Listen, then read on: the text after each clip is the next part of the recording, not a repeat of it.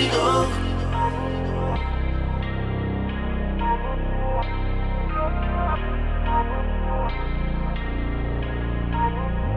It's the one moonlight and me. Just the one moonlight and me. Baby, I need just the one moonlight. Just the one moonlight. You. Just the one moonlight. Just the one moonlight. I need you, baby girl.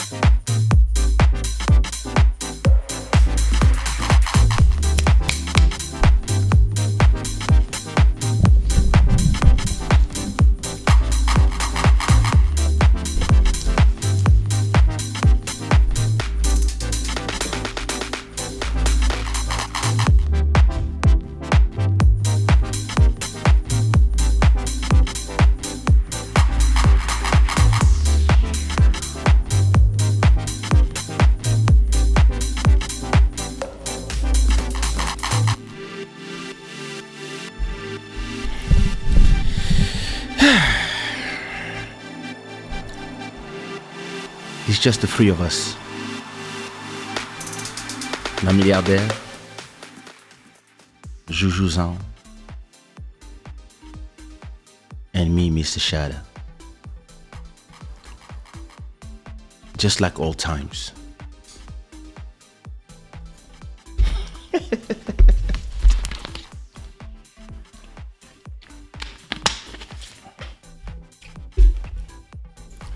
It's something I realize when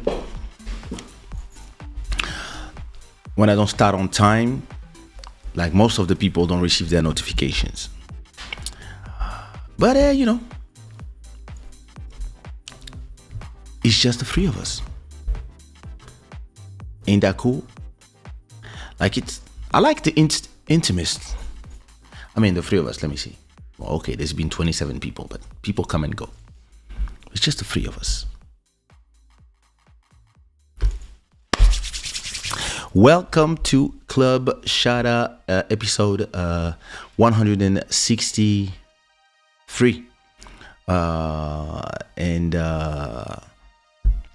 Yeah, just arrived from the movies. Like, I just arrived now. Turn off the heater. So, getting hot. Yeah, just arrived from the movies. I just went to see the premiere of Spider-Man No Way Home. It was cool. It was okay. I've never been a fan of the Spider-Man movies, but it was entertaining. It was okay. I'm more a Star Wars guy, but yeah, it was cool. It was cool. This thing is annoying me. Go inside of the jacket. Damn it. I wish I had that when I was doing shows. That would have been cool. Sometimes you don't hear nothing. Anyway, it is what it is. I hope everybody's fine. I hope everybody's doing good, like I'm doing good. I hope your beginning of the week was great, like mine was great. This show is brought to you by shadaware.com and the gods of good fortune. What else do I want to tell you about this show? All the brand new subscribers, welcome. And make yourself at home. Don't break nothing and be cool. And it's going to be fine if you do it like this. What else? I want to acknowledge our... actually, you saw her in the intro. Sirène des Îles, our stream royalty that is gracing us with $36 of sponsoring for the month of December, and hopefully will continue gracing us with super chats. Don't let her be alone. Don't hesitate. Whenever you can, donate to this show. Listen to music on Spotify, buy something on Shadaware, and also all the sponsors, thank you so much. Also everybody from on Patreons that are giving a monthly donation, thank you so much to all of you guys. Hopefully I will be able to soon be part of the membership, and then everything will be in one place. That will be cool. So yeah, let's talk, the three of us. I mean, Emmanuel was there. Thanks for her. What up, Mimi? What up, La Mili Mili? You good? Queen Julie, how are you? I hope you're good. I'm good. What's good? What's good, Julie? Waiting for an apartment? That's nice.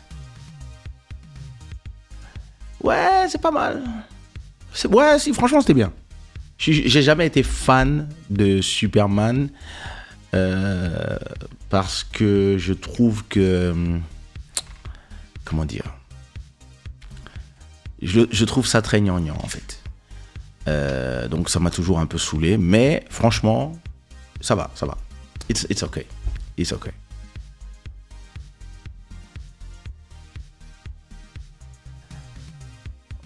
J'ai une question à te poser. Est-ce que tu te souviens du contexte ou de l'histoire de chacune de tes musiques ou de tes shows, vu l'immensité de ta carrière et de ta richesse culturelle? Pour la plupart, oui. Kind of. So, for those who don't speak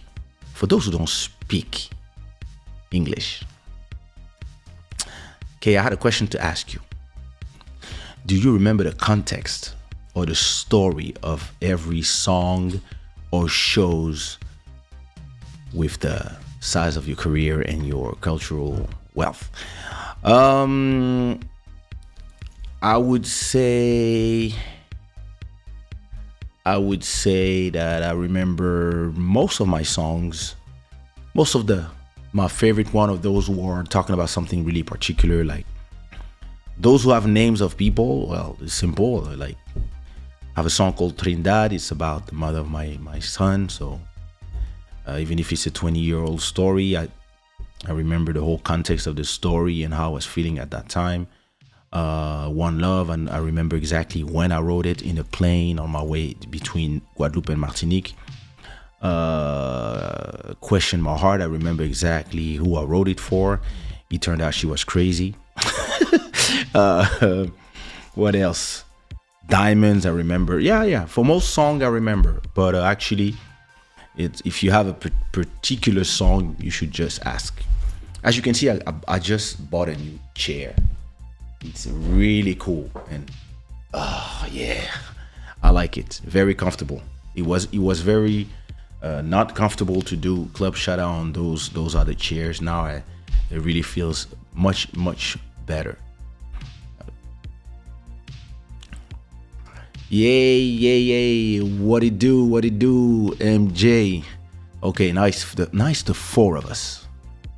Nice the four of us. Good to see you, brother. Listen, I have a great show for you tonight. I mean, like every show. Oh, it's the five of us. Hi, Veronique. Is this the first time I see you on the chat? I never saw that name. If it's the first time, welcome. If it's not the first time, my apologies. Yeah, listen, I actually, you can see here the reflection of the Christmas tree. Wait, let me see if I can show it to you. I don't know if the camera will catch it. Hey. So if you see there in the back, let me see if I can focus on that. So if you see there in the back, there's a little red chair. This is my daughter's red chair, and she's.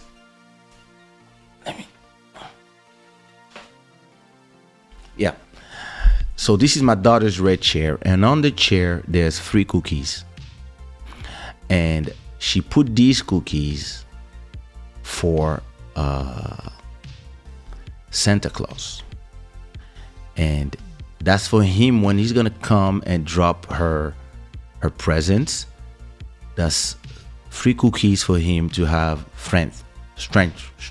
I never know how to pronounce this one. Strength and then he can continue his journey. So I have to not forget at the end of the show.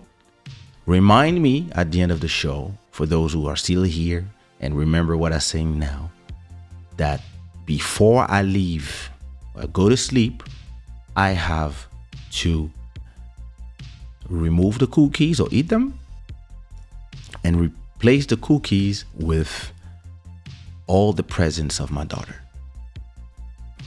It's very important for her. She fell asleep saying that, Daddy Christmas, Pai Natal, how she called her, he's gonna see her cookies. She put 3 cookies. She hopes that it's enough for him to have energy for when he's back from, when he's done removing her, when he's done with her stuff. So very important. Why do I have the impression that, hey, what's wrong with my lights?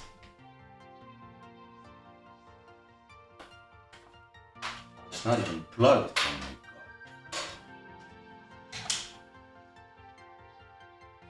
God.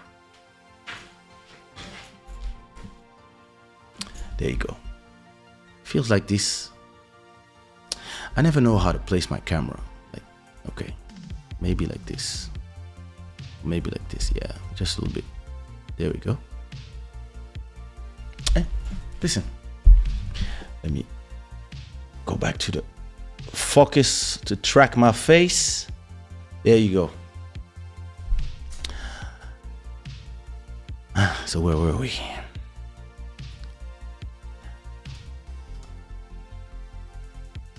What are you impressed about? Where was I? I prefer Batman. I prefer Star Wars. And if we talk about superheroes, I think depend which Batman. I like the what's the Batman? Forgot his name. The one with the Amazing Joker by the sadly departed Keith Ledger. Like that Batman, that one was crazy. Yeah. Other than that, in Marvel superheroes, I think my favorite. I liked the. What's his name?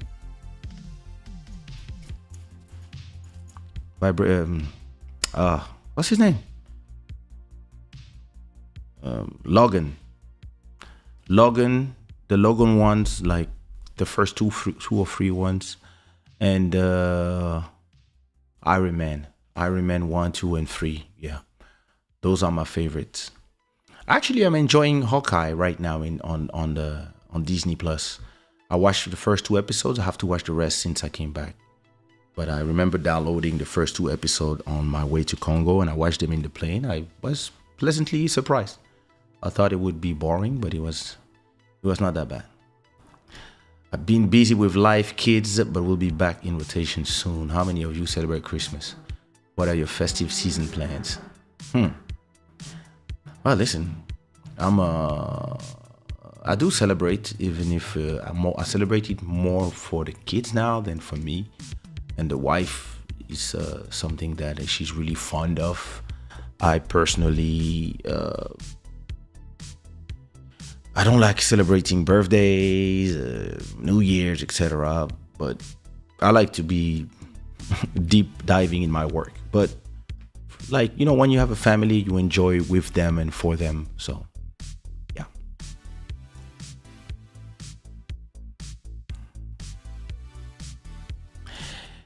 Kaysha, I'm the girl who's been following you on Instagram for years. Well, everybody here has been following me on Instagram for years. I have 150,000 followers on Instagram, so you have to tell me which one. Let me see. Véronique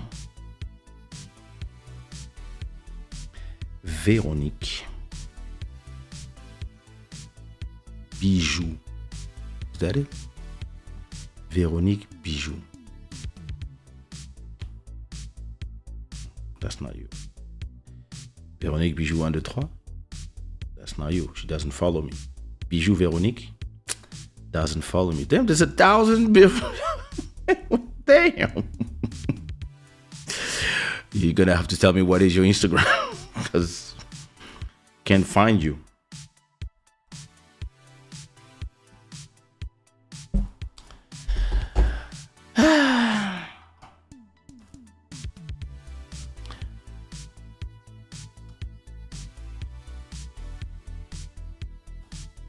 Yeah. Listen, guys, don't forget to click the like button. It's very comfortable, bro. Very comfortable. I'm very impressed by the immensity of your memory. Actually, yeah, I have a very good memory. I'm going to tell you one thing about having a great memory. It is a blessing and it is a curse at the same time. So wait a minute. Your dollars were green in the chat. Oh no. Your dollars are black when you talk and they're green when somebody replies to you. That's funny. Anyway, whatever. What was I saying? It is a blessing and a curse because sometimes, yeah, it's great that you remember everything because you remember all the good things. You have all the great memories about great events, but you also remember all the bad things. So they haunt you forever. And yeah, there's some things that I wouldn't not want to remember, and I remember everything vividly. So yeah, it's a great thing, and at the same time, you gotta when you never forget nothing. I mean, I would not say nothing. When you have the memory I have, and you remember like details of interaction in people, for the bad things of your life not to torment you forever, you have to learn how to take stuff, put them in the box, and bury them deep. You will not forget them, but you will not, like, they're in a box. So, and when you open the box, if needed, you remember everything, the whole story, every details, etc. And sometimes it's funny because the people you have great moments with, when you remember them, the moments, they're like, oh wow, amazing. But the people that you had bad moments with, sometimes they forgot themselves. And they're like, yo, wow, oh, I did that? I said, yep, it happened like this. I actually had that conversation. Actually, I will, that was the Black Bolt episode I wanted to talk about, but I'll keep it for next episode. But yeah, when I was revealing something that happened 25 years ago to somebody, that person was shocked that not only I remembered everything, because he just completely forgot the whole thing. And he was like, wow, I'm so sorry that you felt all this. And at the same time, I would love for you to remind me of more stories of back in the days, because your memory is so vivid. But yeah, it's the best way that I've found to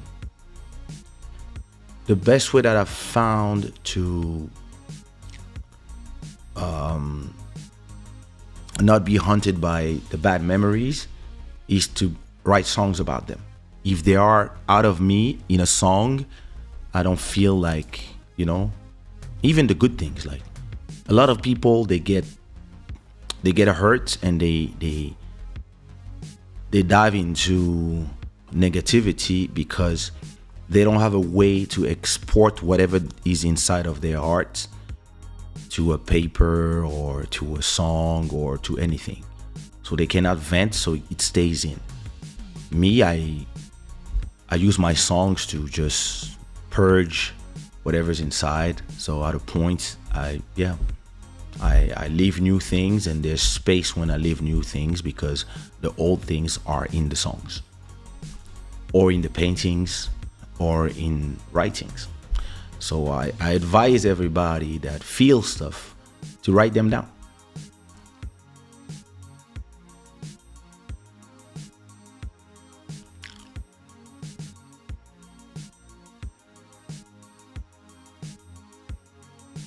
I'm seeing the Titans on Netflix. Yeah, I have to watch that. I think I watched season 1 and 2. I have to check season 3. There's something about this show that is cool, and at the same time, I understand the point is them and their tribulations, but they kind of like, yeah, I don't know. But I think, like, at the end of season 2, I was like, yeah, but I've checked it out. I've started watching the Expanse season 6 on Amazon, and I'm watching Cowboy Bebop on Netflix right now. Those are the two I'm watching, and Hawkeye on Disney Plus, and on Apple TV. Finish Foundation. I really recommend Foundation for everybody. This is crazy. If you have Apple TV Plus. I don't watch Marvels or comics. I'm more into cars, weapons, fight, blood, explosion. Listen, are you a lady for sure? I'm joking. So are you into Fast and Furious? Or are you more into Expendables, like, or stuff that is more violent? Do you like John Wick? Me, I love John Wick. It's Bive Leoganese. Let me check it out. Bive Léo Ganaise Haitienne. Yeah, it's a profile. But yeah, you following me. Didn't check if you ever talked to me. Let me see. I cannot see. Well, listen. If you've been following me for years, I hope that you love the content all these years. I lost the magic of Christmas, unfortunately. I'd love to go back to my childhood years and regain this feeling. Listen, you can gain the magic of Christmas back with us. We have to celebrate Christmas all together. I think I'm gonna get something red, and on Christmas Day. Wait, Christmas Day is on the 25th. That's gonna be a Saturday. So on the 26th, we'll be live. Yeah. So it's on 24th Friday, and yeah, we can do, Merry Christmas, Club Shada style. We all wear something red, and we just send each other love. So we're gonna bring that magic of Christmas to you, Juju.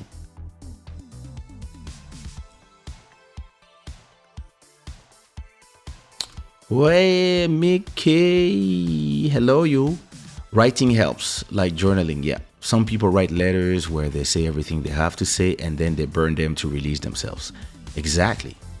And the amazing thing, if you are an ecologist and you don't want to burn paper, you can go to your phone and you write a note.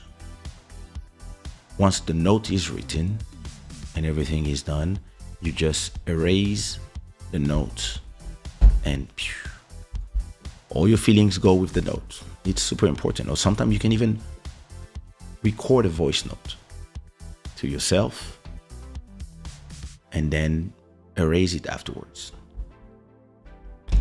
Me, I'm super lucky to have two amazing best friends, one that speaks English and one that speaks French. Marcy and Lumana. Marcy, you've seen her in here in the show, episode 50 something, and Lumana not yet because she's always busy or traveling. And I tell them everything. I have no secrets for them, and sometimes before things go to songs, they go in their ears, and they are extremely patient. They can listen to me for hours, talk about the same thing every day until I'm tired, until I don't feel pain anymore. And I'm also here for them when they need to vent, to tell me something. That's what we do. And the rest of the time, when it's not about us, we talk about other people. We gossip like crazy. So yeah, that's my group of people. And then I have this place here on Club Shada. There's a lot of things that are maybe not secrets, but that I can talk about. And it's a safe place. It's a safe place. So you too can come here and say what you have to say to us, because we're here for you guys. I hate Christmas movies in general. They're super cheesy. Yo. Hey, Chirène Désir, comment ça va? Welcome. My wife loves watching serial killer documentaries. That's her favorite. Listen, my wife as well. I don't like to watch these things. It makes me anxious, and I have too much imagination, so I prefer not watching. I knew it.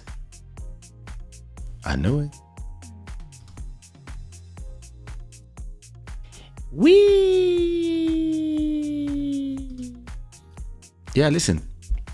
Get ready for Christmas Day. Club Shada Christmas Edition.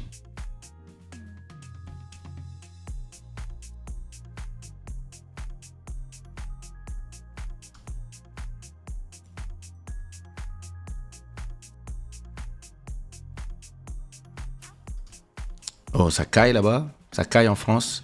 I'm going to Paris soon. I'm going to Paris soon with my family. And yeah. It's gonna be cold.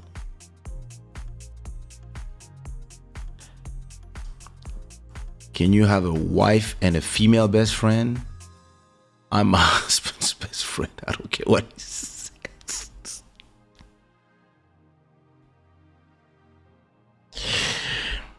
I actually have a best friend, and I have two best friends, and the two of them are females. And they have been my best friends for 20 years. So I only know my wife 8 years. They know my wife, and they know the people that were before my wife. So they really know my life story. And actually, one of them was my how you say témoin, my at my wedding. One of them, she was my I don't know how you say in English, but my best, I mean, it's not best man, it's the opposite. So she was there for my wedding. And the other one was there too. Both of them were at my wedding. Those are my friends for real. Not my friends that is something strange. No. Even thinking of anything like, listen, like, yeah, I don't even imagine. I don't even see them as women. If I could say it like this, like when we talk with one of them, I call her bro. Like when we talk, I say, "Oh, mon frère, yeah, frère." That's how I talk to her. So, though, like this, yeah. But I mean, you know, it's it just depends how you present those people to your person. So yeah, me, those people, they're part of my life, and they always will be. Yeah, I guess because you guys are psychos. It's, of course.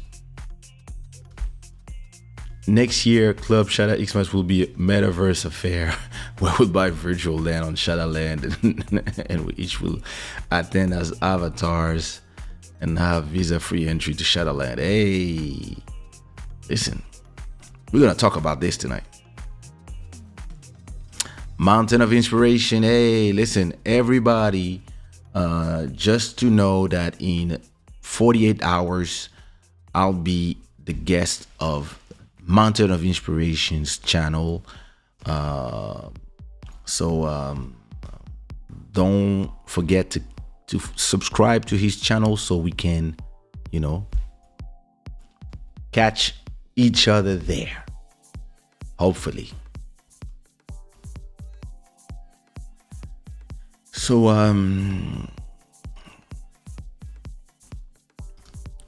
pardon, moi ça tourne pas rond dans ma tête.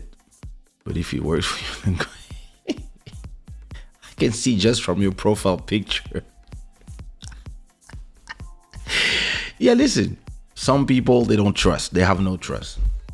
Me, I understand how it can make somebody feel, but I know that I can trust myself. Like I know I can be trusted with these two people. If it's just those two people, yeah, you can trust. Everybody else, it's life. But those two people, yeah, you can trust. They're in a lot of my videos since forever. I also know everything about their love life. Like, yeah, friendship. Where's the tracking? Who canceled the tracking? Damn, this camera is playing with me. Yeah. So, you know.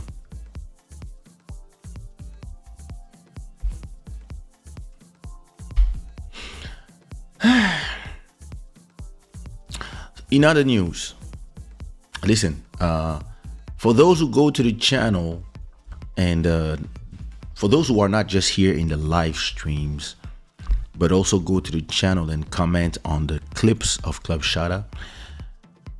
Traveling, actually, the only thing that I'm late on right now is all the clips.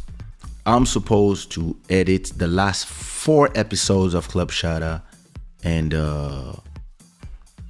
it's good. Yeah, it's probably tomorrow I'm gonna do this. Like, I have to find like maybe, I think from the show with Body, the one with Joel and Dimitri, the one with and then the one in Kinshasa, and then the one last week, and this one. I have to edit all these videos and put them out. Like, so it's gonna take. Yeah, I'm gonna get to speed, but yeah, that's the only thing that where I'm late right now. Honestly, it's not the lack of trust, it's the fact that my husband shared a special intimate bond with another woman. Well, listen, I think it's really a question of self-confidence, I believe. If you have enough self-confidence, and like, you cannot be the be-all end-all of somebody. Everybody must have their person where they can share their secrets. You cannot, I don't believe in sharing all your secrets with your wife or etc., because there's something that you might need to talk about to somebody, or there's maybe something about your wife that pisses you off, or something she does, and that having the conversation might just create drama for nothing. And being able to have this conversation with a woman that understand other women might just be, something that will prevent you from a fight, because you will just vent to somebody and that's all you need. Like, and another thing that is very interesting is that, I have the fact that I have this tracker. The fact that I have a 20-year difference with my wife, my best friends are actually my age. I mean, they're 41, 42, something like that. I'm 47. So sometimes those conversations, if I'm frustrated about something with my wife, and I tell my best friend, or one of my best friends, they will listen to me vent. They will let me vent. And then they will tell me, yeah, like, you cannot go faster than the thing. The things that you've lived the last 20 years, she cannot have lived them before you. Stuff like that. And then I'm going to be like, yeah, I know that. But the sometimes just talking about stuff to somebody else will have you not need to have the conversation with your wife or your husband. You don't need to have it as to vent your frustration to the person and create drama. You can, since you vented already, you can talk about something. If it's important, you can talk about it without the frustration and without the confrontation, and just explain to the person to the best of your abilities, because the frustrating part, or telling because you're pissed, it's already done. And to me, yeah, it's I would, like you said, intimacy. I wouldn't call this intimacy. I think friendship is, there's a kind of intimate in the fact that they know you deep down, but they might also be the people that you need when you need to, you cannot all, like, I don't believe that. I used to believe that I wanted to be the everything for somebody else. And when I was with somebody, I wanted to be the everything. And I would feel betrayed when the person would tell their secret to somebody else, or keep some things for me, etc., etc. Growing older,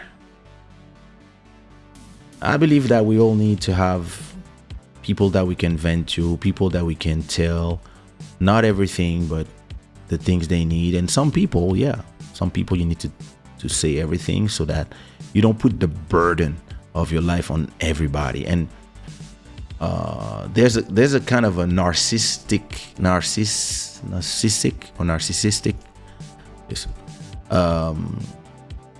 part, egocentric, of wanting to have everything from a person, the intimacy, the friendship, the this, the that, to like going to bowling together, only going to the movies with that person, etc. Like, and sometimes this can dry up a relationship, because when you do everything together, you tend to lose that sparkle. So it's good from time to time to have not only your male friends but also your female friends that you can trust. Because I have some female friends that cannot be trusted. I have some female friends, you tell them yes, they're on you. They just wish to do something with you. Like, they will respect your relationship, but if you tell them that you want, they're ready. So wait a minute, why is it on 1.6? There you go. So it's up to you to also know, like, the boundaries. Like, if you know that those people can respect the boundaries, and in this case I know they can, then it's a go. So yeah, where was I?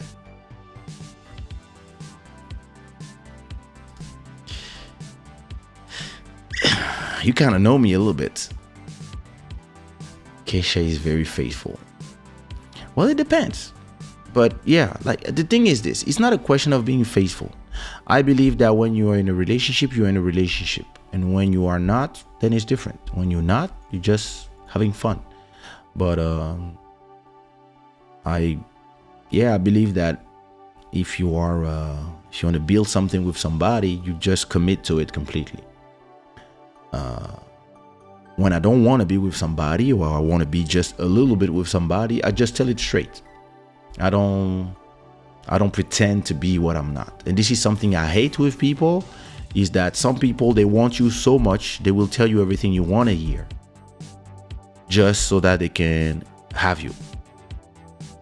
And then once they have you, they keep lying, and then they dive into me. I prefer, listen, if I just want to have fun with you, I will tell you I just want to have fun, and if you're not interested, I will respect it, because I can have fun with so many people. So I'm not going to be obsessed with one person. And if I want something serious, I will also say I want something serious. And I believe it's so simple. It's so simple when you do it.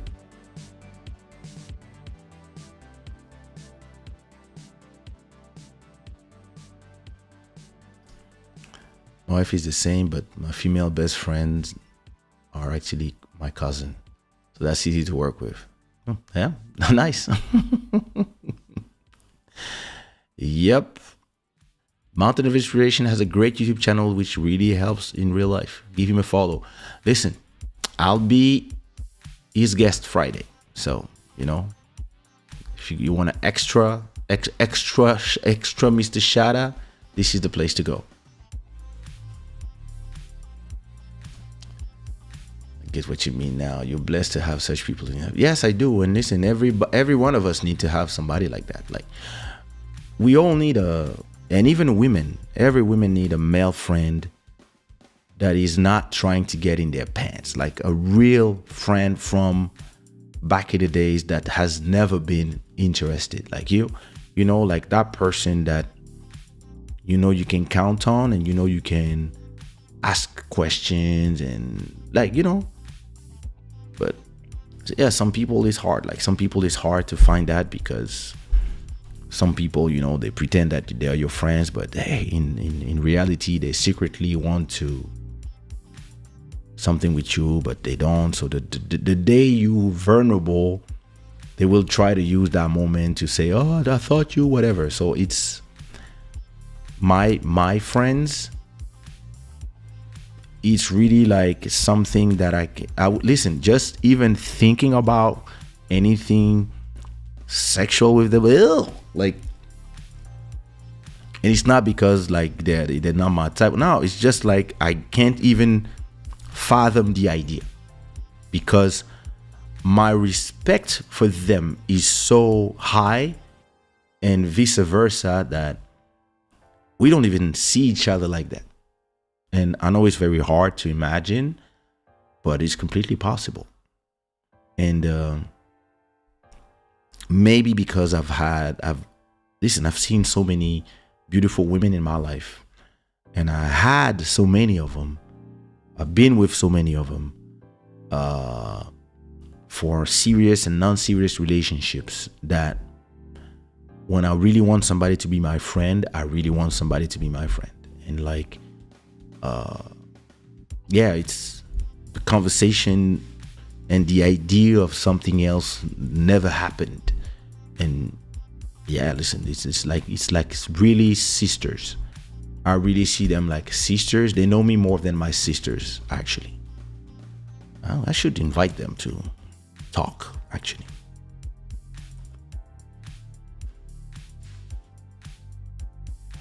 Like this. I have to finish this tattoo. I have to finish this elbow. It's not enough. I have to put some tattoos here. But something interesting, not this stupid web. Anyway. Where was I? I think I could do Club Shada every day, 1 hour. Just from the intro. Imagine. There we go. We just have 10 minutes to go. I could just talk with people and have no subject.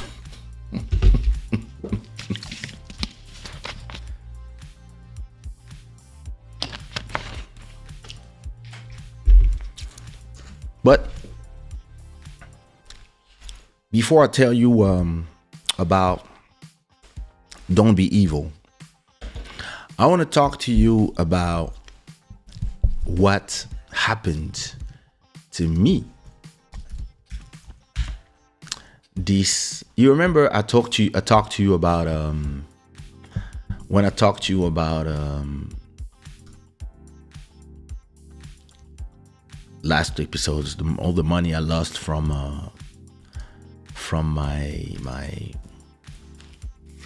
my trip in Congo. Well, I want to tell you about let me see. Yay. I want to talk to you about my last 2 sales.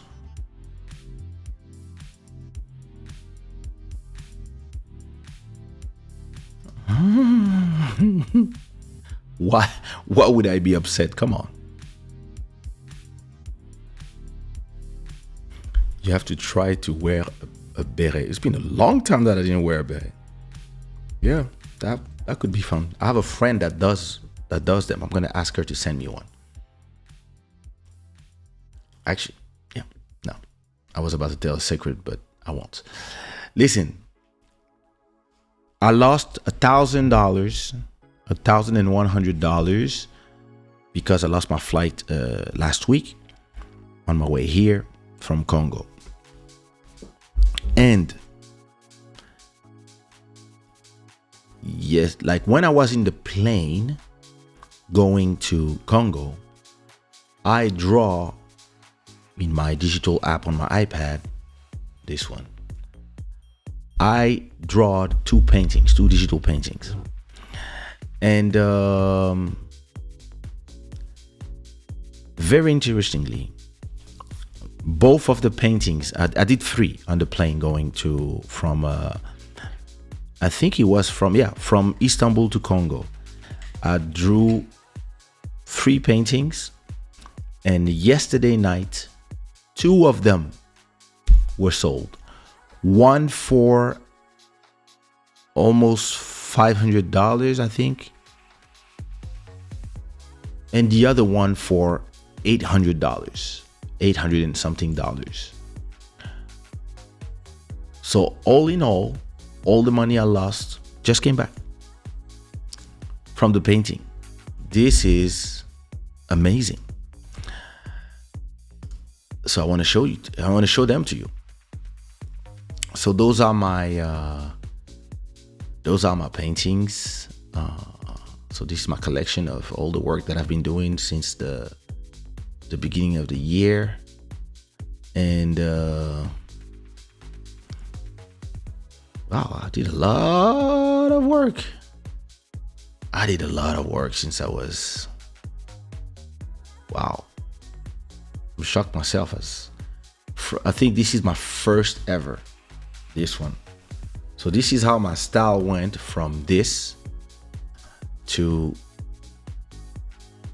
this one, which is the one I sold yesterday. So this one, let me show you. The first one that I sold was this one called Elizabeth Queen. It's from my Kings and Queen collection. So this is Queen number 12.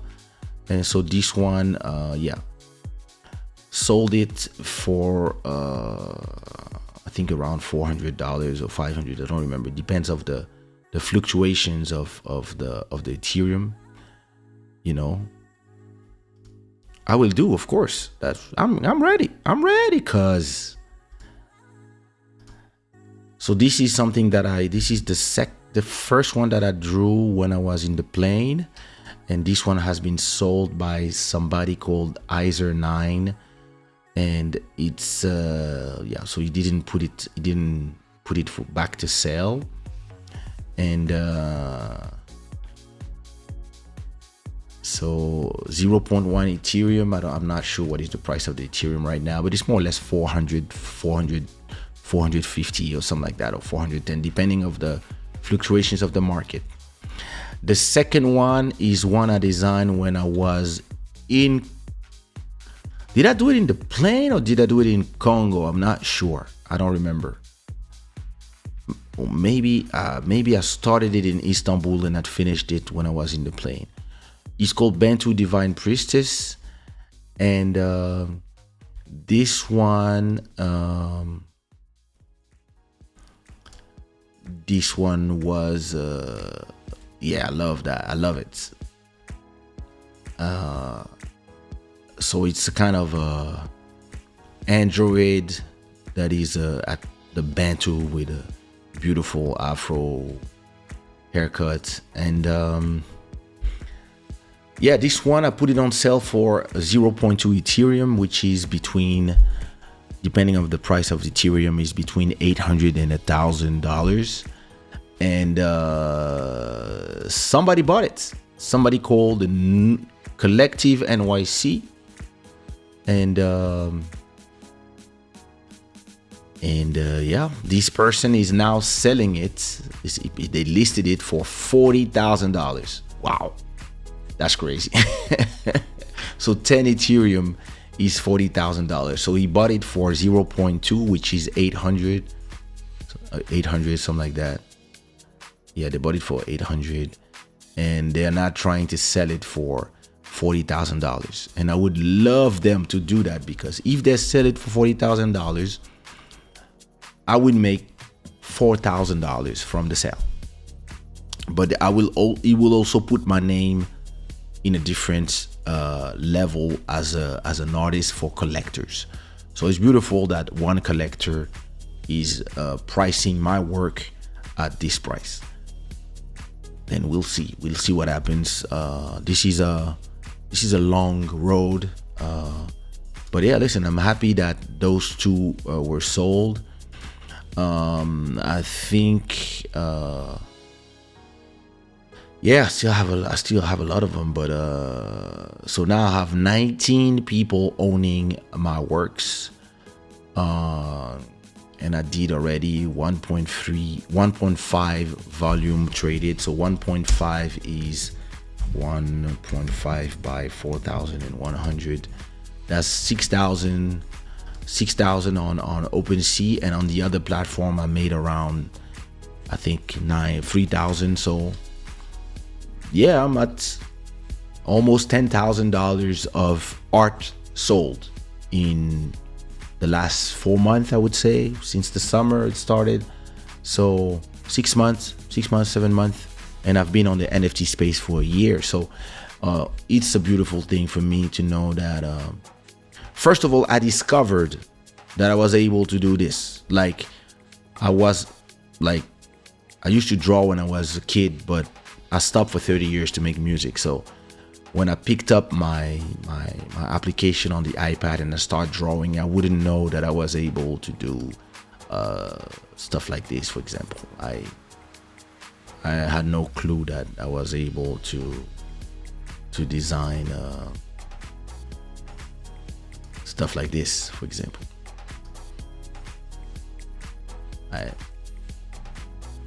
I I had no clue. I mean, yeah, I just do things. So yeah, for those who want to check my collection, or if you are into NFTs, or you are, you know, you can check the link in the chat. And so it was great. It's great. Like, in a way, you are spending money that you were not supposed to spend, and it comes back in a way. It's a beautiful thing, and it's something I always tell people. If you have a beautiful karma and you do everything to have a beautiful karma, things come back your way. And money can go, it can frustrate you for a second, but don't be frustrated. Just understand that things happen for a reason. Like, maybe I had to miss that flight for a reason, a specific reason. Maybe to meet one specific person, or it could to be in a place where somebody specific was there, and maybe that specific person will talk about me to somebody, and that somebody will be like, oh, I would love that person to do something for me, and maybe I will get $10,000 from that person because of whatever. Like, it's how you have to think about the things that you cannot control in life, is that they come for a good reason.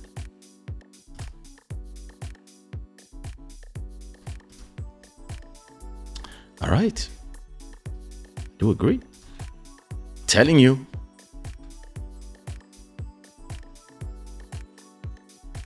Telling you. What up, Matt Music? Thank you. Thank you so much. So I plan to do more. I hope to sell more of my designs. I have more designs. So let me show you. On Foundation. So Foundation is another store. It's another platform. Actually, I'm in 4 platforms, but those are the main one. So Foundation is the platform where I put artworks that I want to sell a little higher, because it's a place where it's a different. I would say that OpenSea is like YouTube. There's a lot of projects. There's a lot of people. It's very crowded. Foundation is invitation only, and the people who are there, they don't. It's more for collectors. So it depends. Some artwork I will put on Foundation. Some others I will put on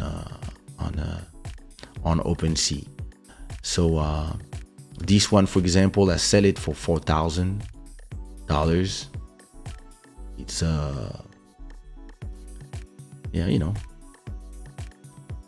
Wakanda Forever. This one has been sold actually for 1,000 and something. This one is being sold for $8,000, I think. Yeah. So he bought it for $1,000 and he's selling it for $16,000.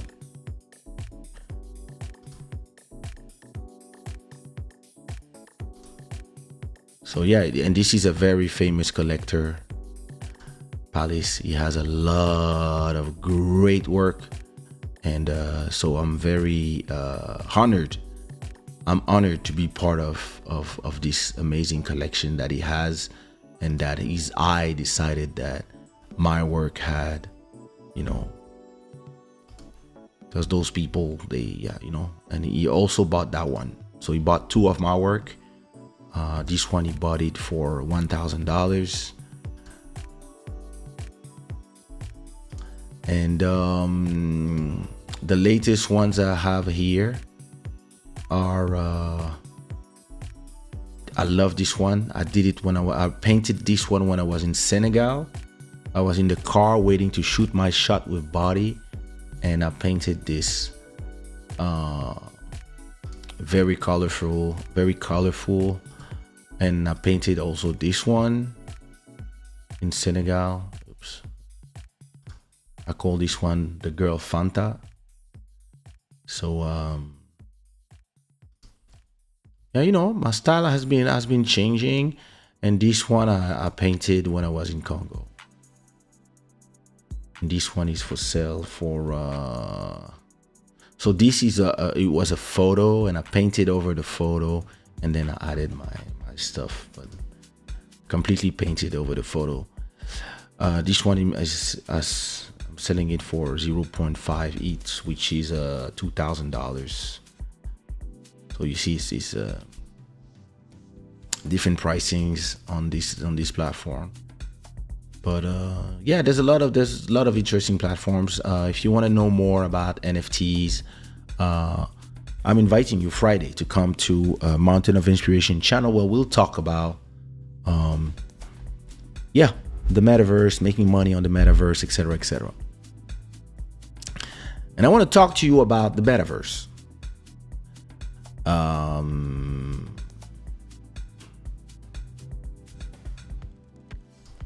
Hey Trish, what's good? How are you? So, I really want to talk to you about the metaverse, and more specifically, Facebook's idea of the metaverse. So I think we all know that there was a whistleblower, Frances Hogan, who decided to document a lot of the things that we know about Facebook, which is they're about their money. If you've been following my streams for a long time, you know that I've been telling you forever that the platforms are kind of always at a point, and it's inherent to their business model. The platforms tend to end up betraying you all the time. And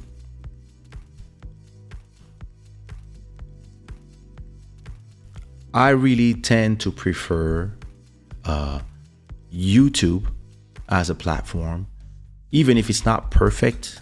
It's frustrating sometimes, but I really prefer YouTube as a community for creators to Twitch or to Instagram or any of the Facebook platforms.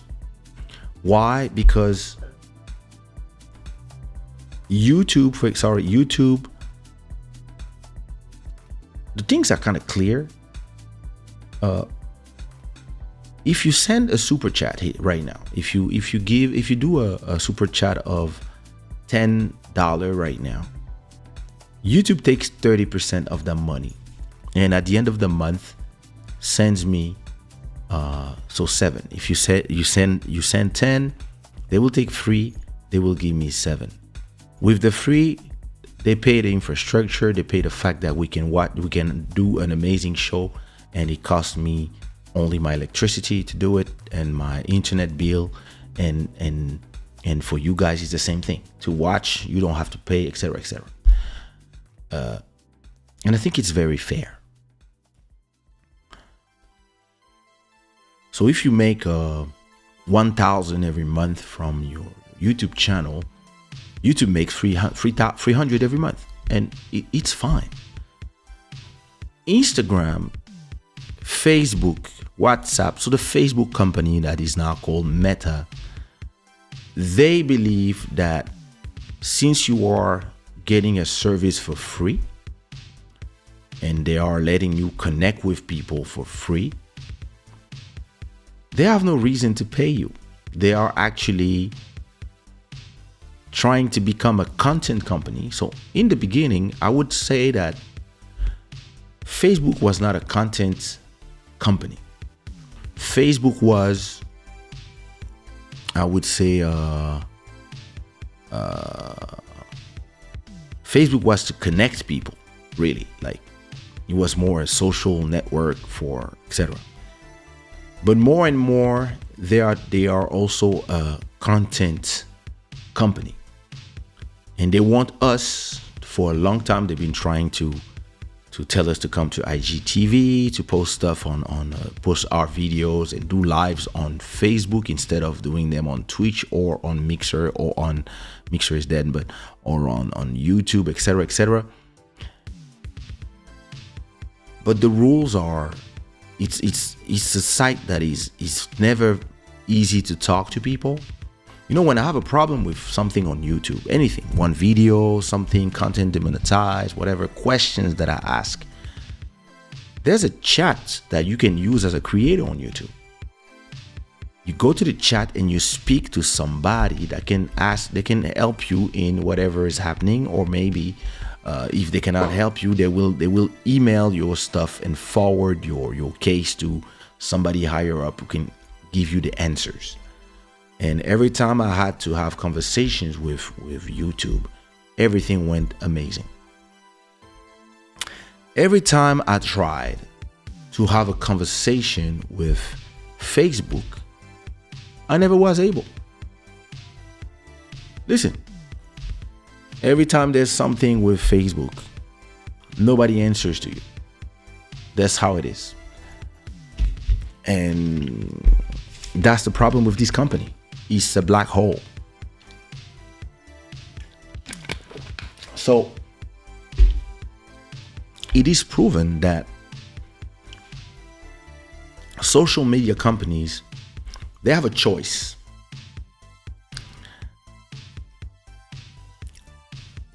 Making money or engagement. Having a lot of people stay as long as they can on the website and making money, or keeping people safe. And the more content that is harmful to people, that creates hate, that creates confrontation, because you say, let's say you just go and you say something horrible and racist on Facebook or Instagram, and instead of people ignoring you, you will trigger their dopamine and they will go and reply to you, and people will come reply to you, and everybody that agrees with you will gonna reply to you, and Facebook will show this conversation more than this one. Why? Because engagement equals more people on the website. If you are 1,000 people arguing about the stupid shit you said, I'm trying to not curse, about the things you said, it makes more engagement if you have, like, I don't know, 1,000 people coming 10 times on the street, on 100 times on the post to reply to each other, to insult each other, etc. That's 100,000 people watching ads, and that's money. But these create harm, and it's at the detriment of the security and the well-being of people. Is it Facebook's fault? No, humans are flawed. Humans are people that love to look. Europe put the whole world in war 2 times. That's how people are. They are belligerent as a species. That's how we are, humans. We tend to not be happy if, when we don't agree with somebody's opinion, we need to come and tell them and enrage, instead of just looking like stupid and continue your way. Me, it's something that I learned to do for my sanity. When I see something that is not worth having the conversation, I continue my way. Sometimes I want to reply something and I'm like, nah, I'm down. I don't want to have the replies of the replies and I'm like, I'm choosing this. And a lot of studies that Facebook did, they realized that the more they make money from the content that engages, the more they harm the people. And even if they know it, they keep showing you content to make you react because they want people to stay on the site at all costs. And what they should have done, and that they don't want to do, is level up, have a little bit of balance, so that people don't get frustrated, people don't get sad, people don't feel that their body is horrible because they only see beautiful people on the website. Ethnic cleansing posts are not like all there. Like, their algorithm only are interested in the content that people talk about. The more people will talk about a content, good or bad, they will show it more. And this is destroying the world right now. And is it the platform responsibility? Yes and no. To me, the people who are evil are us. We are the one not able to, what up, Joel? We are the one not able to control ourselves and not go into rage because we see something we don't like. And look, cancel culture is this. Cancel culture is a bunch of people, they don't like what you said, and they just want you to not exist instead of letting you be and move on with their life. Now, they need you to be removed. And this is very dangerous to society, because nobody is given the possibility to evolve, to learn, to make mistakes. Whenever you say something wrong, or you make a mistake, or you make the joke that whatever group doesn't like, they want you out. And the platforms are not taking their responsibilities because they let this way of being, and sometimes the people that work in those platforms are the architects of those things. They will side with whatever political idea they have, right? And the worst part is that those websites, because of the mistakes of Europe, to not invest in Web 0.20, and the mistakes of Africa, the fact of Africa lacked all the infrastructure at that time. So all these companies are Americans.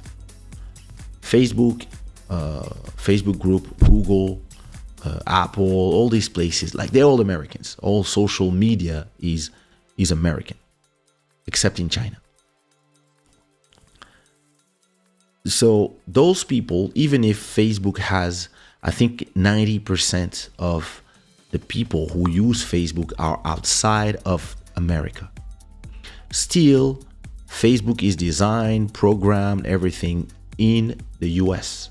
Meaning that right now in Ethiopia, there's an ethnic conflict. And the posts that are posted on Facebook to rally everybody that is from one side or the other side to go kill each other are not censored by Facebook, because Facebook doesn't have all the tools, and they don't want to put the money to start creating all these AIs that protect the Americans to protect the rest of the world. So the Africans, they don't care. They don't bring enough money. They care about their markets. So at a point, if you are the platform, when is your responsibility? It's a question. I don't have the answer. But the question here is, where is your responsibility in all that? When is it, like, is it your, like, is freedom of speech? Everybody can say whatever they say. We're just here to convey the message. But the problem is the way the design of Facebook is not that this content and this content are together in the platform. And if I post this at 10 a.m. and I post this at 10:10 a.m., you will see this, and then you will see this. The way the platform is designed is that if this one has 1,000 comments, even if they're horrible comments, and this one has one comment, then this will be shown more. And that's how the algorithm works. And they already know that if they stopped showing you stuff algorithmically, it would be safer for people, but it would generate less money. Because me, I remember Facebook before that, before the AI. I remember Instagram before the AI. I remember Twitter before the AI. All these platforms, when you would post something at 10 a.m., the people that were online at 10 a.m., they would see the content because they were online. And the people that only wake up at 5 p.m., yeah, they miss these content. And if you would post a comment at 5 p.m. on the project, maybe those people will see it because of the people they follow. But we had way more engagement on our posts, and we didn't need to put crazy stuff or people falling or whatever. Shock value was not the most important to exist. You could exist just because people like your content. And so you would follow people, and whoever you would follow, you would see their content when you would get online. Now the AIs just show you content. So if you're on YouTube and you are subscribed to my channel, you might not even see my content because the algorithms will show you what they want to show you. Same thing on Instagram, same thing on Twitter.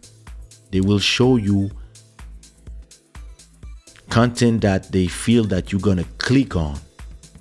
So if you are a far right supporter or a far left supporter, or you believe that the earth is flat, the AI will show you only the things that you will react to. So either somebody saying that the people who believe that the earth is flat are stupid, and you will go there and insult that person and creating more drama and more stress in your life. And or showing you only people that tell you the things that you already know about, creating an echo chamber, or the things that you believe. So more people that telling you the earth is flat or don't take the vaccine, whatever. So you will never see stuff that contradicts what you think for just the simple reason that it's there. It's an optimization to make more money. And I believe the blame is on both sides. The society, like people need to stop being and people also need to stop blaming social media for their flaws. If you guys are bad people, you are bad people. A lot of people, they just go online and they insult other people. That's how they are. That's what they want to do. It's like, it's not the platform. Like the platform made me become like this. Yeah, maybe the platform has their share. But if you're an ugly individual, you're an ugly individual. It's not a question of platform. The platform might show what's deep inside you. And maybe you should also ask yourself, is it time for me to work on myself and stop being that horrible person? And it's something that I've been doing for the last few years. I've been telling you, I've been cleaning up my social media, posting less, posting maybe more meaningful, having less views, less likes, less etc. But I have quality content and quality comments and healthier social media. Which brings us to Facebook entering the metaverse.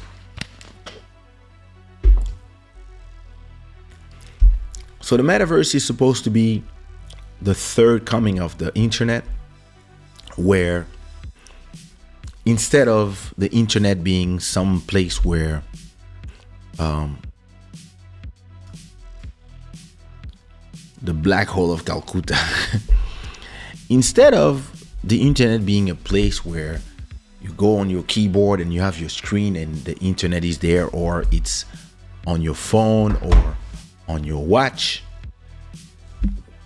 the metaverse is going to be different. It's going to be an interface to the net that is different, a mix between the AR, which is augmented reality, meaning that, for example, imagine that you have your glasses here and you see those things, and it tells you details like maybe the name of the people that are in front of you or whatever. Like, this is AR, the world with augmented stuff. Let's say directions to go somewhere, that you will see it, etc., etc. Or VR, which is virtual reality. You put the goggles and now you are immersed in a world, and the more the computers will become powerful, the more it will be realist. And the thing here is, can we trust? So Facebook changed their name to Meta, right? Because they changed, what up, Lionheart? They changed their name to Meta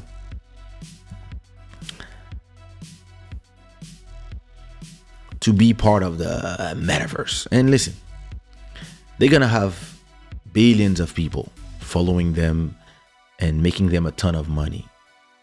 And I think I said that Mark Zuckerberg was the ruler of the world a few hundred episodes ago. But the fact that all these companies want to be part of the metaverse of NFTs, I don't blame them. That's their business. That's the business model.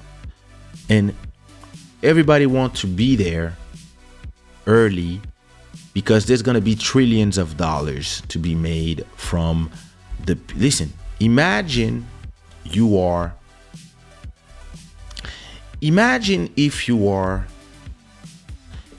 inside of the metaverse and you want to dress and you have to buy a whole new wardrobe for the metaverse and dress with whatever you want to dress, or maybe you have your wings, or maybe you want to be a cat. Like, you have to buy your avatars and etc. Imagine if all this is bought by crypto, right?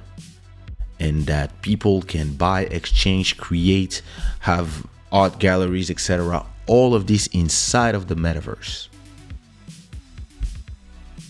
Imagine if you have your own universe inside of all the different universes that will be the metaverse, right? Who wouldn't want to be part of this? There's so much money to be made.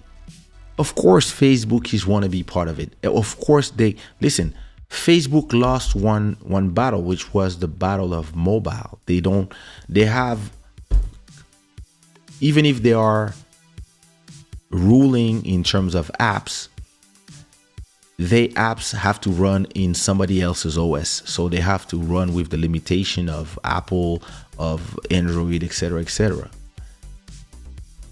Imagine if they create the next interface where the content is theirs, inside of there, and the amount of money that is to be made is interesting all these people. But listen, can we trust all these companies? And there's a difference between the internet 1.0 and then the internet 2.0, and then the now next frontier, which is the internet, the web 3.0, which is the metaverse, where everything is going to be less typing and more like being in another world, I guess.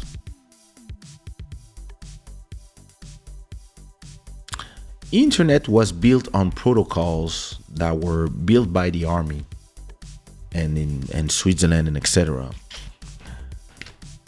But they belong to nobody. When you type an address, http://www.kaysha.com, all these technologies that are the IP, the TCP IP, the DNS, all these technologies that form the internet, they belong to nobody. Email doesn't belong to nobody. Meaning that anybody of us can set a website and it's being able to be seen by virtually almost anybody in the world except those who are like in China, depending on the site. If I want to send you an email, I just type your email address, you will receive that email. Because the underlying protocols that generate the internet are completely decentralized and they almost belong to nobody, even if Amazon and Google have a lot of and Facebook, they have a lot of. But the beginning of the internet, everything didn't belong to nobody. And Web 2.0 is already different, because then video now belongs to YouTube. Like most of us, when we want to watch video, we go to YouTube. Social belongs to Twitter, belongs to Facebook, Instagram, WhatsApp, Messenger, or Apple Messenger. And it's not like a SMS. A SMS doesn't belong to nobody. I can send an SMS to anybody that has their number. I can send it, but I cannot send an iMessage to somebody who has a Samsung phone, and I cannot send a message on WhatsApp of somebody if I don't have WhatsApp myself. So if I hate Facebook, for example, and I don't want to be part of Facebook for whatever my reason, I cannot go to Instagram, I cannot use WhatsApp, I cannot use Facebook, and I cannot use their VR solution. And this is the problem now, is that Web 3.0, which is supposed to be the decentralized web, completely decentralized, using the blockchain and technology, etc. I'm not going to go in details. You have all these companies like Facebook and the rest. They're coming, the rest of them. Don't worry. They will create their silos of the Facebook metaverse, this metaverse, that place and that place. And my question here is not, I asked it, can we trust Facebook? But actually, can we trust humans? If we see how social media of Web 2.0 made humans even crazier than they were before, and made a lot of, just the fabric of society became just worse because of all these people who can talk. How is it going to be inside of Facebook's metaverse, where it's even worse, where there's going to be ads anywhere, everywhere? And are they going to use AI the way they're using AI? So we're going to connect our brains to those virtual universes where there's going to be AIs that are going to propose us ads everywhere, and they're going to show us or have us listen to the voice of the people that they think are the ones that will make us buy stuff with our cryptos, etc. When we see what they do now already, when we see that these people, I don't think they're evil.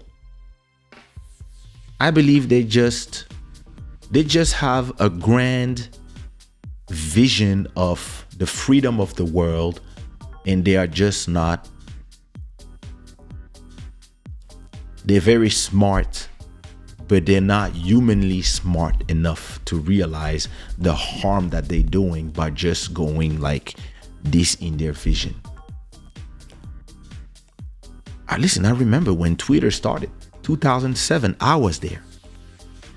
And all they were talking about is like, we can all talk, we can blah, blah, blah, yeah, ja, ja, ja, ja, ja.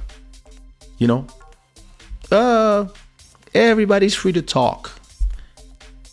Then the Nazis arrive and say, oh, everybody's free to talk? we can talk too? Everybody's free to talk. And then they start talking. And everybody, oh, no, you cannot say that. Oh, I thought everybody could talk. Because those people design systems with just a vision. And they don't realize that humans are evil. Humans will be greedy, will be jealous, will be angry. And they don't design their systems thinking about all that. They don't design their system thinking that if you put 2 million people in the same place, 2 billion people in the same place, some people can become bullies, some people can, like some kids can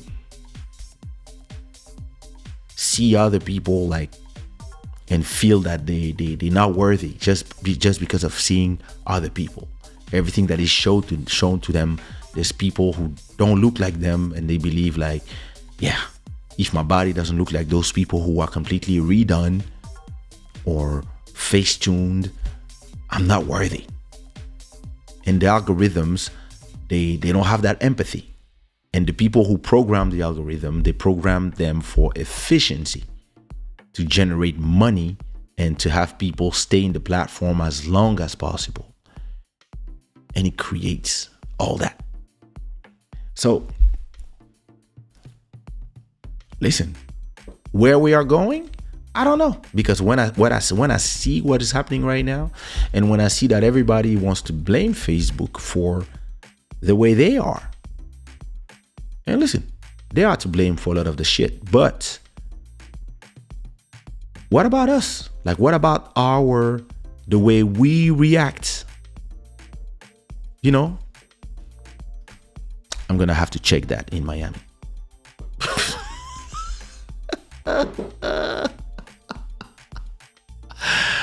I'm joking. Or not.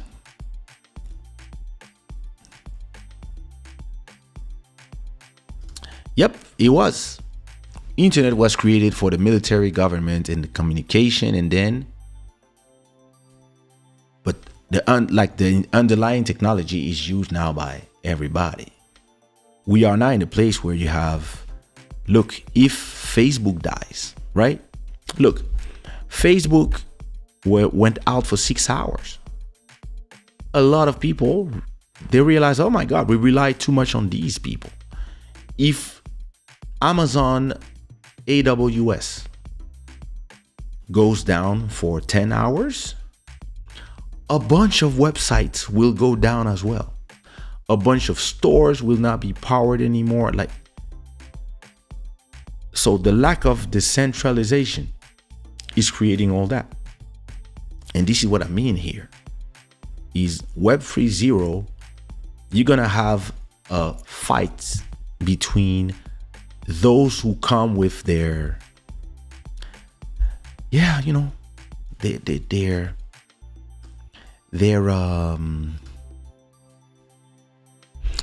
grandiose idea of the world, and don't realize how the world is really. And they will come and say, oh, you know, everything's going to be free and it's going to be the blockchain and everything will be open and we have cryptos and everything was going to be decentralized, etc. Until scammers will show you what they do when everything is free, when there's no rules and etc. And people will be like, oh my God, save us. And people will be, save you? No, you want it to be free. Good luck. And then gonna have on the other side, Apple, which will create a walled garden metaverse that you can only have if you have Apple products and etc. And maybe you will be safer there. And then you will have the Facebook one, the Google one, the this, the that, and it's very interesting. But you know, yeah, I mean, Facebook and the rest of the people on Facebook and Facebook itself. But me, I like to remind people of their responsibilities, because the platforms, even if they let you be an asshole, you still are the asshole yourself with the way you conduct yourself. You see what I mean? And people love to just blame other people. I think it's going to be a big mess at first, considering the way some people behave online. Yep, exactly what I'm saying. So, in conclusion, I'm going to tell you a story that I've maybe told before. You know, I have I have a label called Sushiraw. I have 2 labels actually, but when I made Sushiraw, I called it Sushiraw Family for a reason. I had grandiose ideas of music, me and all the singers and the beat makers and all the artists, the photographs. We are a big family, and yeah, I'm gonna do a label where everybody's gonna help each other, everybody's gonna sing on each other's album, and we all gonna be like a big family, and we're gonna all win together. And whoever is on the top will sing on the person who's just coming. Like, this was my ideas of grandeur. And okay, I did my third album. That was the first album as an independent. It's a Love comes out. Everybody, oh my God, great album. Everybody buys it. Then I did one of my artist album, explosion. Money comes in. Everybody, everybody want to sign to my album. And then I bring another artist, and on his album, I go sing. My artist that is number 1 go sing. I bring other artists, plus artists that I'm going to produce in the future, plus people that are famous, and I start creating this universe where, just like American labels, like when you have an artist that is coming up, you take all the big artists from your label, and they, and then when these people become big, you go all do things together, plus you go all on tour together, plus we take all the small artists that we're gonna make big tomorrow, and we all go help them. That was my idea. Then I signed a group, and we go on tour, and one of my artists, a lady that was super famous, one day declares that those 2 guys stole her phone. Oh shit. And now it becomes drama, and I have no idea who's saying what. So I go sit down with everybody, sit down with the guys. Hey, no, it's not true. Are you sure? Listen, nobody knows. She says that they stole her phone. I don't know. And then when I'm in the studio with one of my artists, one girl I was working with, when I bring other artists, now she feels that she's a superstar, and that she doesn't want other people to be in the studio while she's recording. When in the first album, she had no problem with that. But now there's some things that she doesn't accept anymore. And I'm like, what happened? And there goes my visions of grandeur. There goes my utopia of, I'm gonna make a label, and I'm gonna expect everybody to behave like I would behave, because I'm respectful, I'm well educated, I'm that type of person. My respect is here for me, and my interests are under respect. And there I go. I have one of my groups. Apparently, they're in a club, they're in the VIP. They decided that the toilets was too far, so they pee in the corner of the VIP. Security camera show them. Scandal. I have this girl. She's creating drama everywhere. Every time she goes somewhere, she insults somebody. Because even if she's a great singer, she's still very ghetto. I have this other one. She used to be so nice, and now that she blows up, she changed. Like. And then I realized something about my beautiful visions of grandeur. Humans cannot be trusted. And listen, in 2012, sorry, when I decided that the only artist on my label would be me, and I was done with careers of other artists, a lot of people thought and celebrated the fact that I was capitulating for them. In their head, they thought I was capitulating. When me, I saw the future coming, and I was just, no, it's not worth it. Because at that time, all this drama was worth it. It was generating hundreds of thousands of euros. On streaming, where you need to make millions to make money, I realized that those people were impossible to work with. So I just decided to work with the only person I can trust, which is me. And just to tell you that we can be excited about new platforms, and people will do everything when they have a brand new platform. Like you take Clubhouse, for example. In the beginning, when money is not the issue, when you are funded by VC and nobody's asking you how you're going to make money, you can have all these ideas of, oh, yeah, it's going to be grand, it's going to be like that, we're going to do this, and it's only on invitation and blah, blah, blah, blah. Just like the NFT space. 3 years ago, it was just a few people that were just trying to just be artists, etc., and collectors, and a lot of people are millionaires now. A lot of these people are millionaires now. And when there's a lot of money, what does it attract? Scammers. A bunch of scammers and a bunch of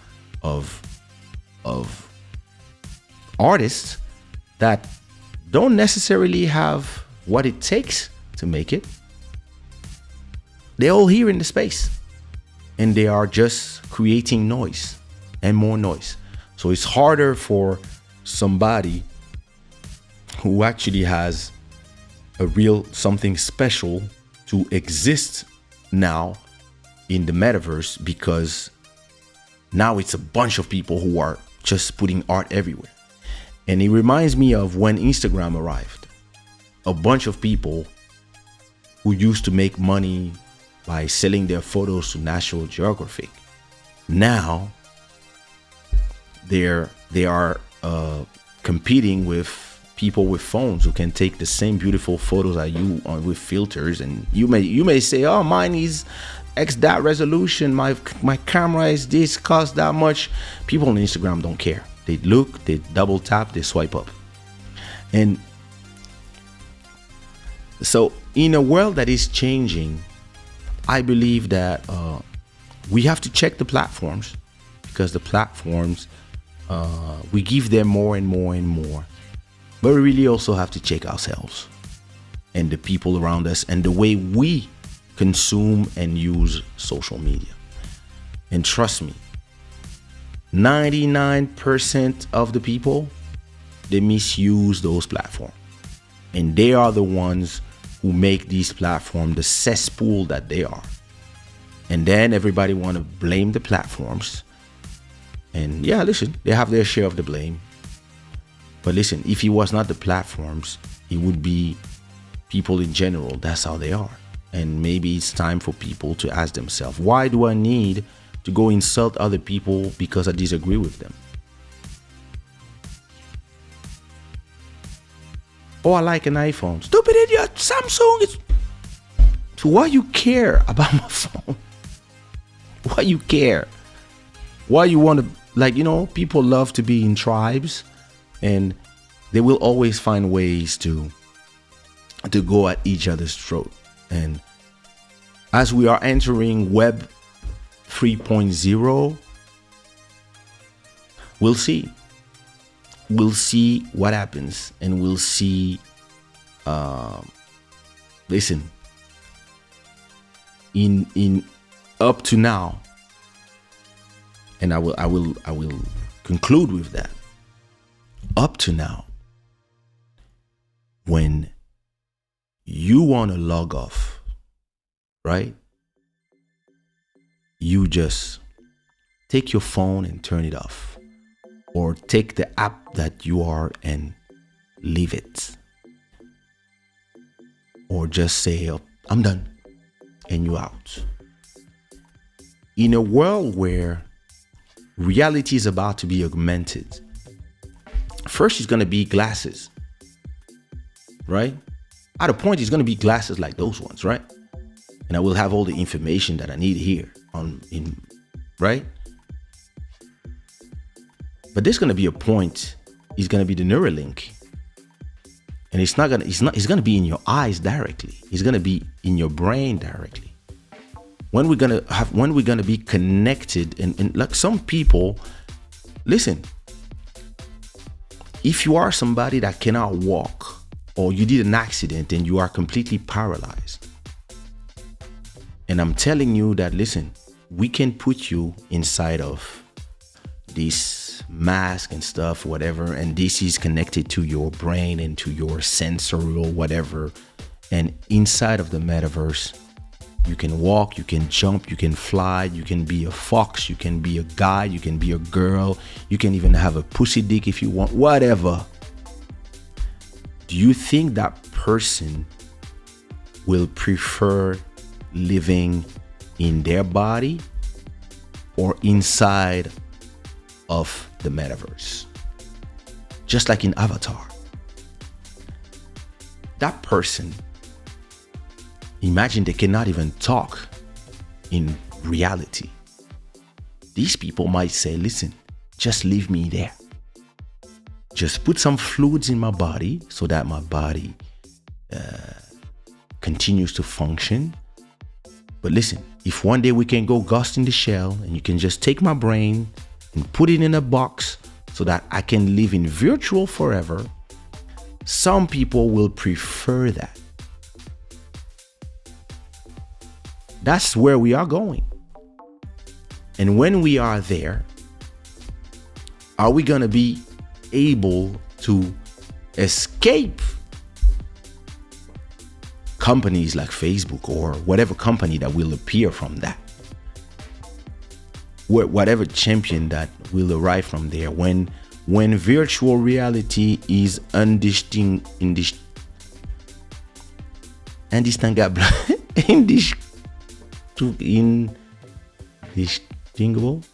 whatever, when you cannot make the difference between the virtual and the real.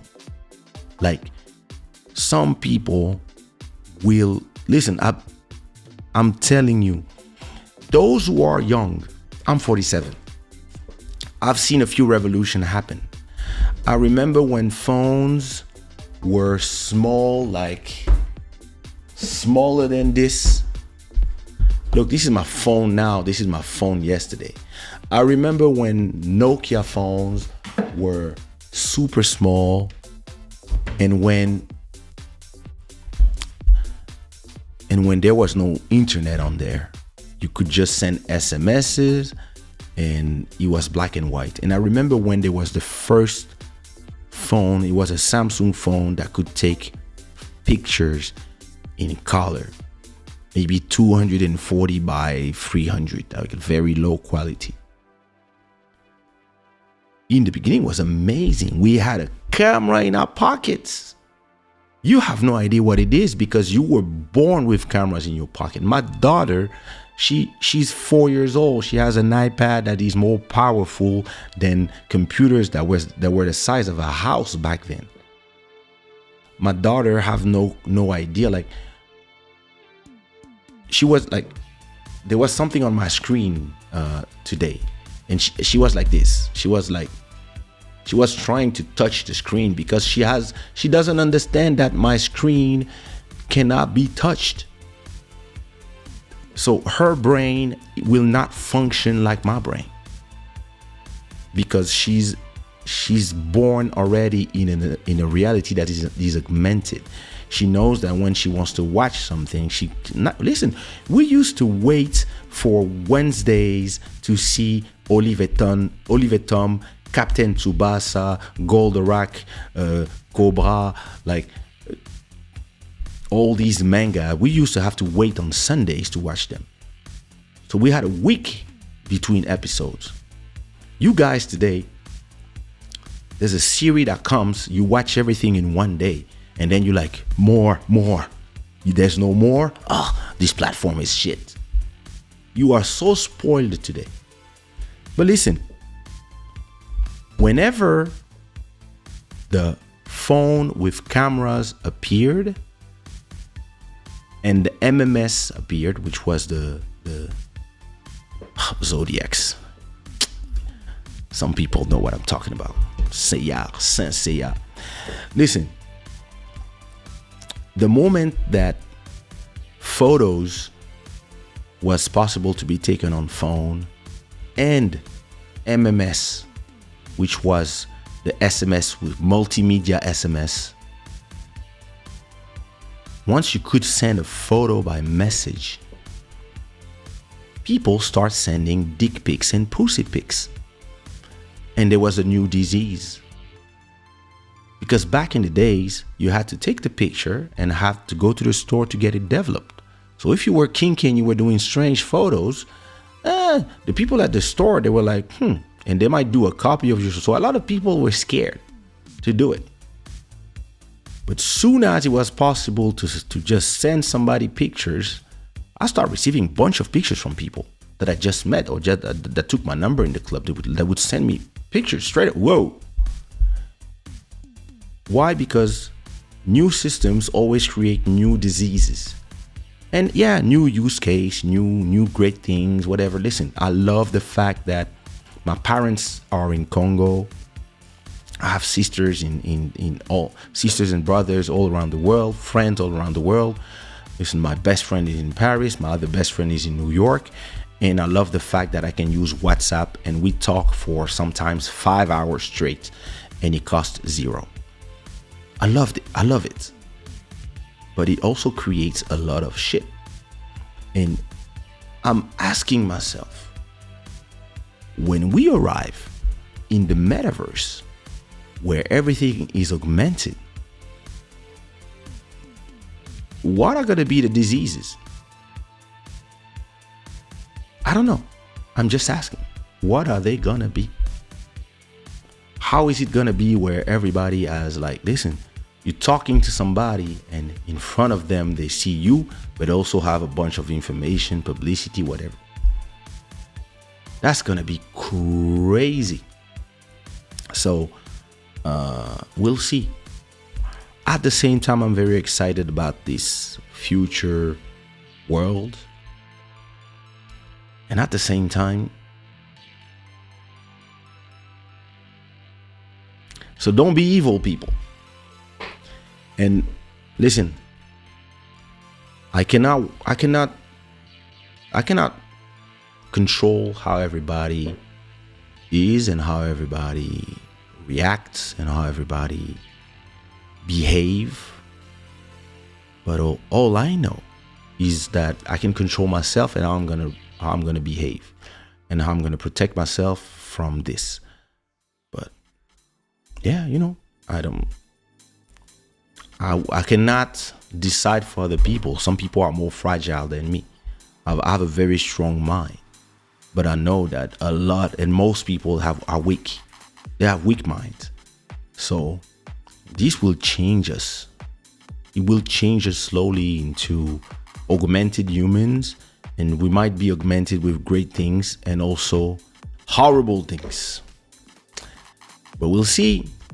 Hey, Sasha. Welcome back. Welcome. Is it the first time, second time? changing at a pace that we need to keep our sanity. Listen, I'm telling you one thing, Joel. Imagine now how you in the church world, you in preaching, right? Imagine how when it's gonna be augmented, where the new religions that are starting to that will pop up from AI, and like some people will praise AIs. Some AIs will become gods. And some people will be able to reach so many people at the same time, because there will be a voice in your head. Imagine. Yo, when you do the voice, all the voices, I'm always laughing. In all seriousness, I've met some amazing people on social media that I probably would have never met in real life. Il y a toujours des avantages et des inconvénients. Exactly what I'm saying. I met you. Deuxième bureau. See, yeah, I'm telling you. Listen, I'm not saying it's all pink or all black. I actually met, and I'm actually, all you guys, yeah, listen, in my good times and my bad times, I have you guys, and you guys have me. And it costs nothing. It costs nothing. Listen, when Julie is sad and we here and we give her our love, and even if we never met her in real, that this sometimes just gives you the smile that you needed. And listen, when I was going through COVID, the trauma, etc., in my head, yeah, there was a voice that was saying like, yo, people need you. You need to come back. Like, you need to come. Club Shada, blah, blah, blah.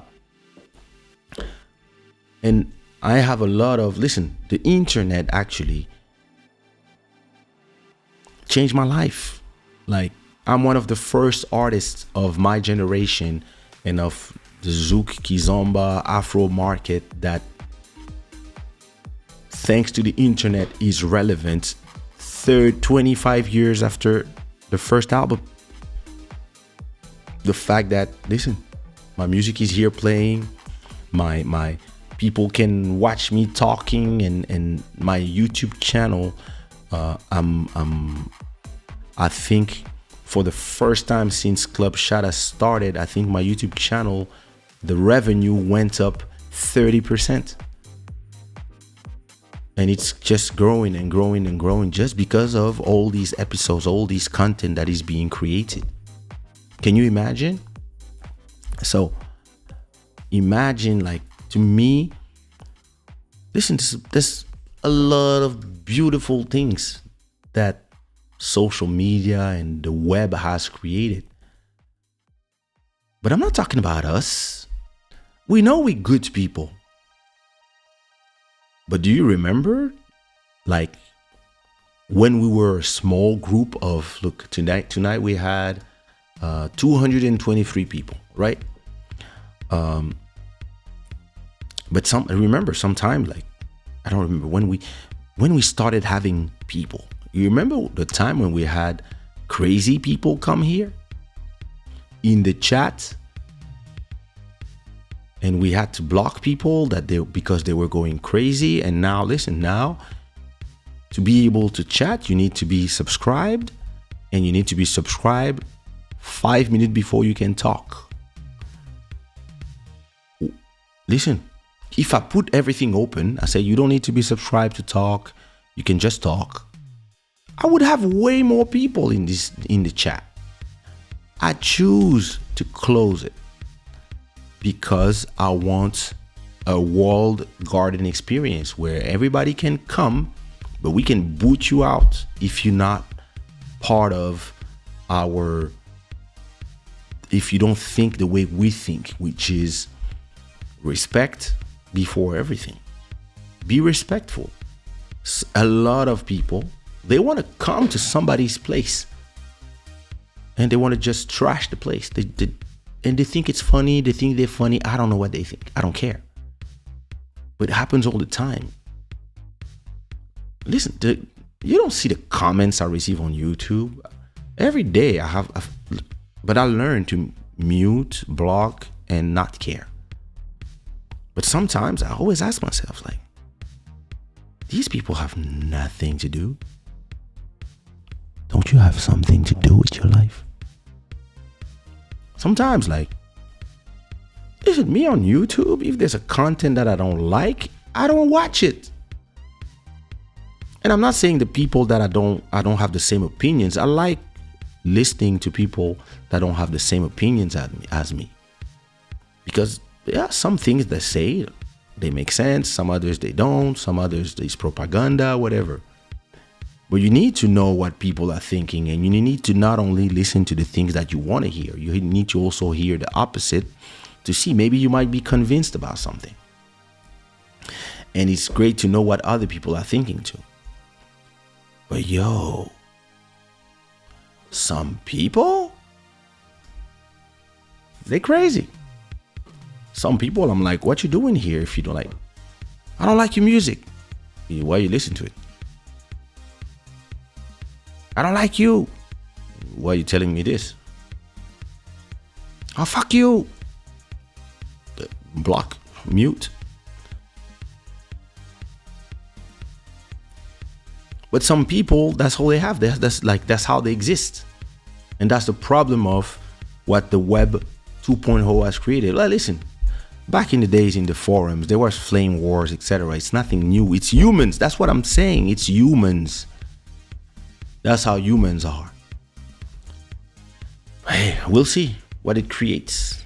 We'll see what kind of drama is created when all the different groups just can go crazy and be whatever they think they are in the metaverse. You're gonna see when you're gonna say something about pink bunnies, and then you're gonna have like 1 million people who are gonna be, what did you say about pink bunnies? We are pink bunnies. You pink bunny? Nah, yeah, I'm a pink bunny. You mean you a pink? Yeah, in the metaverse I'm a pink bunny, so don't ever say anything about bunnies. But no, I was singing a song like where like summer bunnies are. No, you don't say nothing about bunnies. We're gonna cancel. Hey, listen, bunnies. This guy, and all of a sudden you in your metaverse chilling, and there's bunnies everywhere looking at you strange.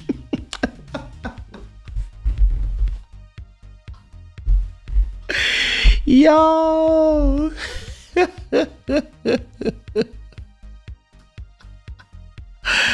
This show was brought to you by shadaware.com and the Gods of Good Fortune. Thank you so much for being part of this live stream. If you enjoyed the conversation of me and my ramblings, please put some unicorns in the chat, and don't forget that you can always super chat, support this show by buying something on shadaware.com, or just going on Spotify and listening to my latest songs.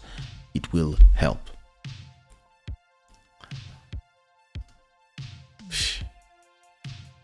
Listen.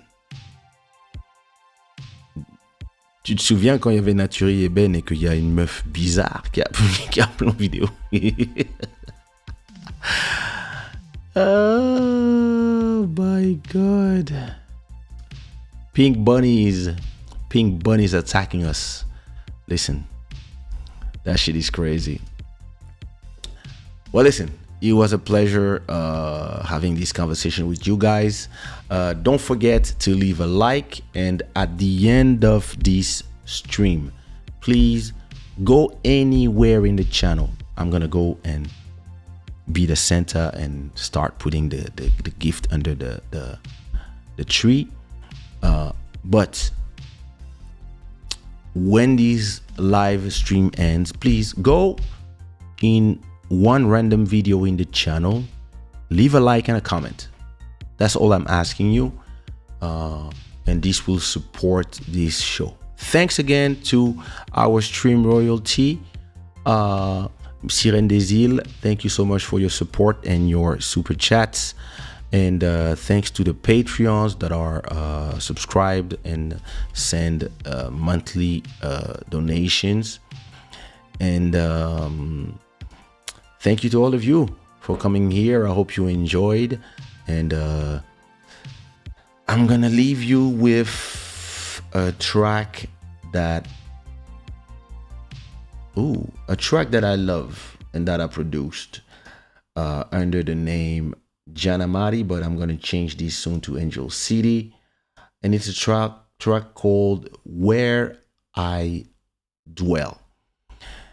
See you soon, and see you Sunday. Actually, Sunday it's gonna be the 19th. So don't forget that Sunday on the 19th, I will be live, and then we will have a special Christmas Club Shada. And on the 22nd, it's gonna be on the 26th. And don't forget that I will be the guest. So this Friday. So I mean, it's tomorrow, man. Yeah. In a little more than 24 hours, Friday. I don't even know what time. Mountain of Inspiration will say it in the chat. Je réagis à tous les commentaires. Toujours. Enfin, je vais réagir, t'inquiète pas. Faut laisser tes commentaires. Tu n'as pas laissé ton dernier commentaire que tu as dit que tu allais réagir. Non, j'ai réagi à ton commentaire. Tu vois? Voilà, vous les go. Anyway,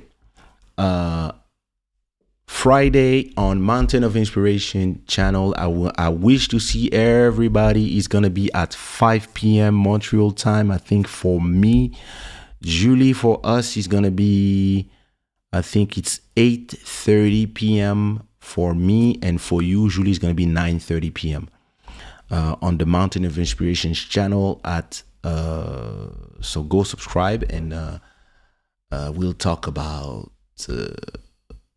whatever he wants to talk. All right. See you when I see you. Peace.